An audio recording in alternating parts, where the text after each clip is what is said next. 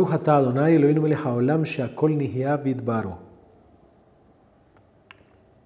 Un delicioso café enfriat Pumbedita Yovel para la segunda aliyá en este ciclo de Hablemos de Torah. Llegamos a Parashat Emor y hemos titulado este mensaje El varón perfecto.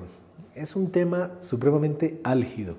De hecho, tuvimos hace algunos años alguna tensión por declaraciones precisamente de una pastora dentro de un ministerio muy reconocido aquí en Colombia alrededor de esta particularidad que la Torá nos va a narrar, en donde el sacerdote y los descendientes de los sacerdotes no podían tener defectos físicos, no podían tener defectos. Y por eso he titulado este pasaje en relación al espíritu que debe haber detrás del mensaje real, más allá de un impedimento y de una situación de alguna discapacidad o situación que evoque la incapacidad del uso de alguna de nuestras extremidades, de nuestros miembros. Y la Torá va a ser muy clara en esta porción en la segunda aliyá, que va en el capítulo 21, 16 en adelante, va a decir justamente lo siguiente. Miremoslo, el texto del versículo 16, donde inicia la segunda aliyá. Vaidaber Adonai el Moshe lemor, daber el Aarón lemor ish mizar ajá, habla a Aarón y dile que el varón de tu simiente le dorotam por sus generaciones, asher ihyeh bo mum, en el que haya en él imperfección. Lo ikraf lehakrif lehem eloaf, no se podrá acercar a ofrecer el pan de Hashem. La traducción dirá: un hombre de tu simiente en sus generaciones en quien haya defecto no se acercará a ofrendar el alimento de tu Elohim. Pues todo hombre en quien haya defecto no se acercará.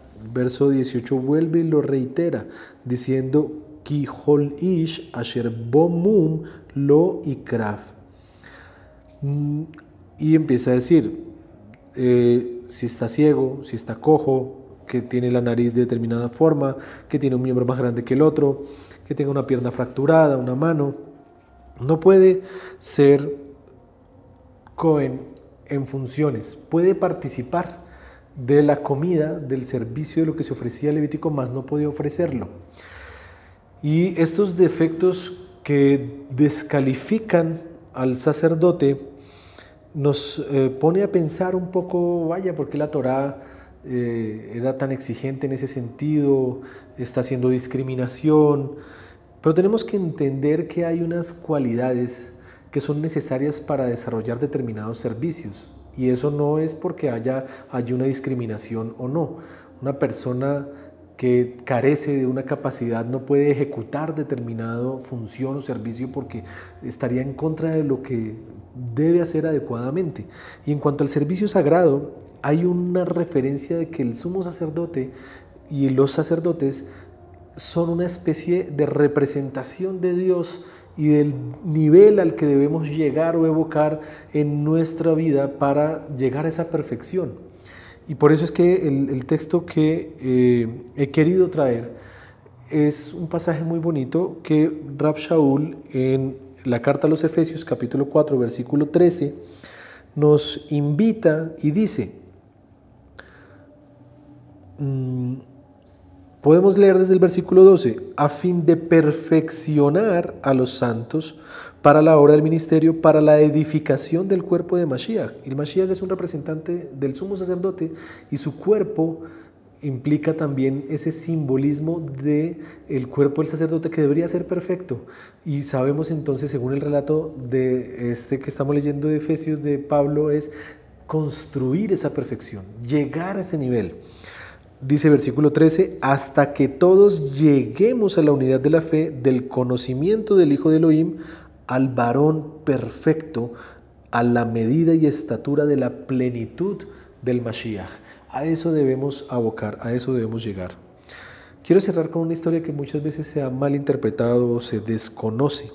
Está en todos los evangelios, pero solo el evangelio de Juan, que es el más profundo, nos va a dar el nombre de este sacerdote. Muchas veces el contexto de las películas de Semana Santa nos hacen perder realmente de qué se está hablando porque creen que es la guardia romana la que llega a tomar al Mesías para llevarlo al pretorio, y quienes llegan por él es la guardia del templo, es decir, son sacerdotes que fungían en el templo como guardianes, ¿sí? Que prestaban ese servicio de seguridad allí, los shomrim de la época, pero eran sacerdotes.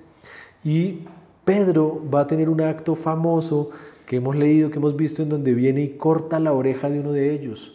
Y ahora vamos a entender qué es lo que está haciendo Pedro. Realmente lo que está haciendo Pedro está descalificando a ese sacerdote. Le está diciendo: tú viniste aquí por el Mesías para llevarlo a ser juzgado en el templo, en la fortaleza de Antonia, que era allí contiguo al lugar en donde primero lo llevaban al templo, y de allí era llevado entonces a los romanos. Pero primero se juzgó en el templo. ¿Y qué pasaba? Que esta guardia del templo, como lo dicen los evangelios, eran sacerdotes. Cuando Pedro hace esto, le está diciendo: tú que viniste aquí por él no vas a poder volver a servir nunca más en el sacerdocio. Le estaba descalificando de por vida. Y ahora entendemos ese hermoso pasaje en donde, ¿qué hace Yeshua leyendo el pasaje? ¿Por qué quiero citar a Juan? Porque Juan es el único, aparte de los sinópticos, Juan será, y en su nivel profundo que es Juan, Yohanan. Yo le invito a que ore y busque qué más riquezas hay allí alrededor del nombre de este sacerdote, porque dice Simón Pedro, versículo 10, capítulo 18 de Juan, que tenía la espada, la desenvainó, hirió al siervo del sumo sacerdote. O sea, no era cualquiera, era el Cohen cercano al Cohen Hagadol, y le cortó la oreja derecha. El siervo se llamaba Malcó. Lo hemos leído como Malco, pero en el hebreo la palabra es Malcó, que viene de la raíz Melech, que es rey, su rey, el rey de él. Esa es la traducción de ese nombre. Un nombre muy interesante, y seguro que hay mucha información profunda alrededor de por qué da el nombre de este sacerdote. Y Yeshua entonces le dice a Pedro: mete tu espada en la vaina, la copa que mi padre me ha dado no la he de beber. Y en los otros pasajes nos muestra que Yeshua sana su oreja y le restaura su servicio sacerdotal. Que podamos llegar a ese nivel de entender la perfección en el Mesías, y de todo aquello que nos impida servirle plenamente, seamos restaurados, rectificados, como lo hizo Yeshua con Malcó. Shabbat Shalom, bendiciones. La pregunta de hoy: ¿por qué justamente alrededor de Pesach Sheni, una segunda oportunidad, por qué se conmemora Pesach Sheni? ¿O qué generó que existiera un segundo Pesaj, que termina siendo interesantemente como una segunda oportunidad? Los leo en los comentarios. Bendiciones para todos. Shabbat Shalom.